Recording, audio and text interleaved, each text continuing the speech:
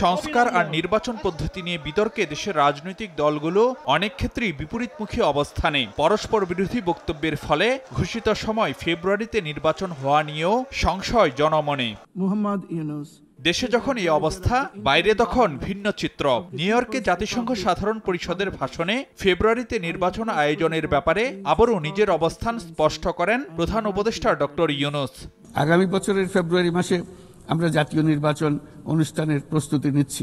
সরকার প্রধানের এই বক্তব্যে ইতিবাচক প্রতিক্রিয়া জানিয়েছেন ডক্টর ইউনূসের সফর সঙ্গী বিএনপি, জামাত, এনসিপি নেতারা। আমাদের কোন রকমের সংশয় নেই, উই আর কনভিন্সড যে আপনার ফেব্রুয়ারিতে নির্বাচন হবে। আমরা নির্বাচন ফেব্রুয়ারিতে করার জন্য প্রস্তুতি নিচ্ছি উইথ আওয়ার হাম্বল এফার্টস। আমাদের যেটা আছে ফেব্রুয়ারিতে যে নির্বাচনের সময়সীমার কথা বলা হয়েছে সেটাকে আমরা ইতিবাচক হিসেবেই দেখি। নিউ ইয়র্কে দলগুলোর প্রায় অভিন্ন এই অবস্থান কি ধরনের প্রভাব ফেলবে সামনের দিনগুলোতে, এমন প্রশ্নে বিশ্লেষকরা মনে করেন এর প্রতিফলন ঘটতে পারে দেশের সামগ্রিক রাজনীতিতে। তারা রাজনীতি করেন, তাদের ওই ম্যাচুরিটি তো নিশ্চয়ই আছে।